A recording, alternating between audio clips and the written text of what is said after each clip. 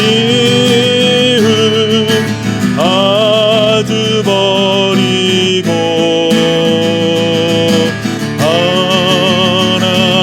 하나님만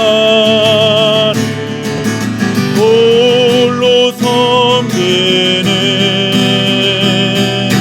천국을 어서 이뤄주소서.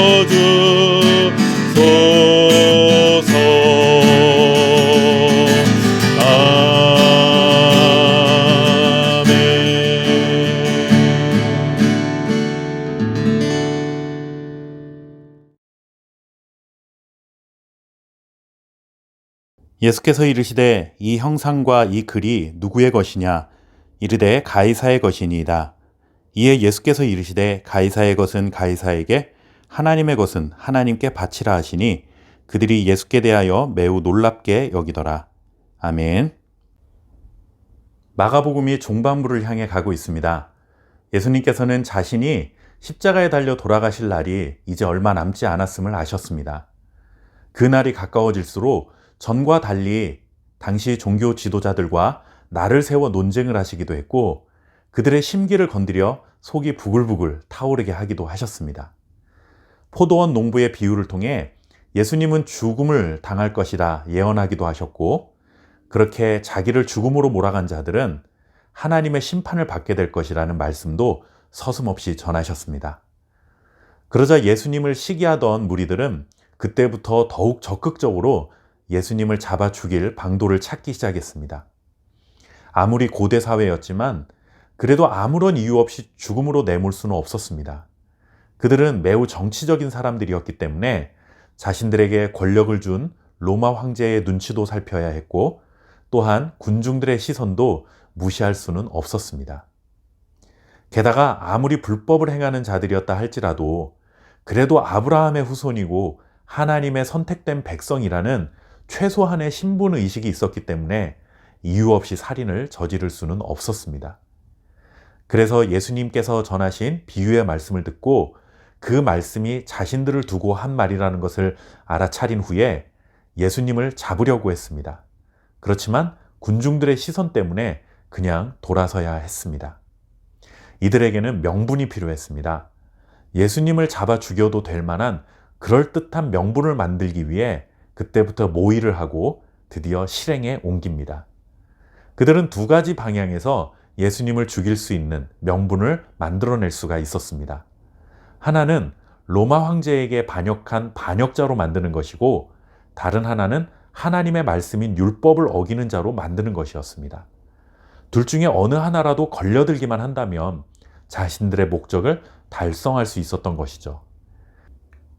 그래서 아주 그럴듯한 방법을 고안해냅니다. 예수님께 한 사람을 보내어 이런 질문을 하도록 시킵니다. 가이사에게 세금을 바치는 것이 옳은 일입니까? 하는 질문이었습니다.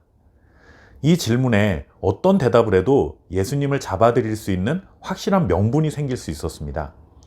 만약에 가이사에게 세금을 내지 말아야 한다라고 답하면 로마 황제에 대한 반역이 성립되는 것이고, 만약에 세금을 내야 한다고 답을 하면 하나님이 아닌 다른 자를 섬기는 것이라고 하는 율법을 어기는 것으로 간주해서 예수님을 정죄할 수 있었던 것입니다. 정말 이 사람들 머리가 잘 돌아간다는 생각이 들지 않으십니까? 그런데 뛰는 놈 위에 나는 놈이 있다는 말처럼 예수님은 간사한 이들의 계략을 뛰어넘는 지혜의 소유자였습니다.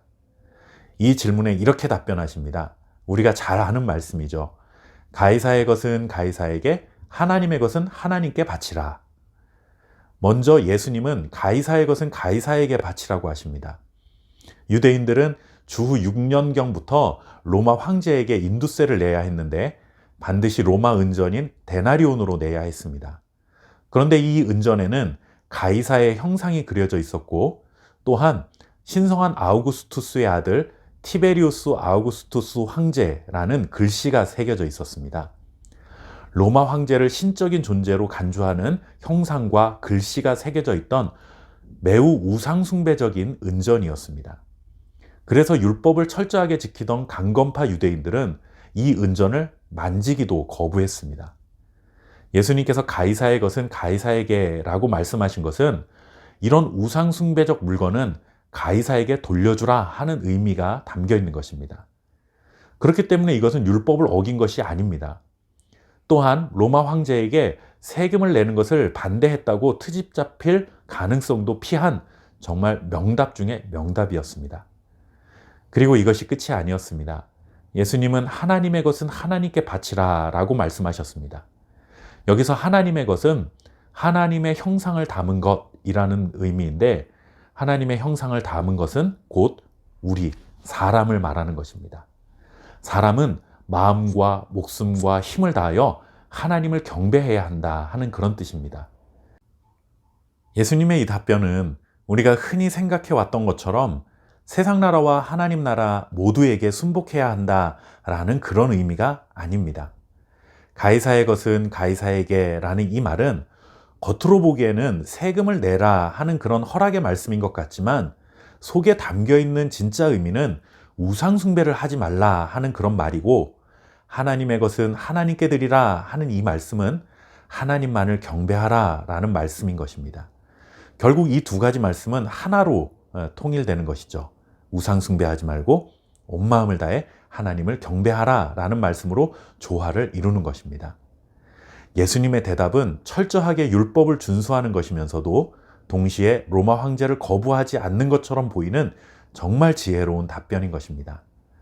세상 나라의 요청과 하나님 나라의 요청이 조화가 될 때는 우리가 둘 다 따를 수 있는 일이지만, 이것이 서로 부딪힐 때에는 우리 성도들은 하나님 나라를 선택해야만 합니다.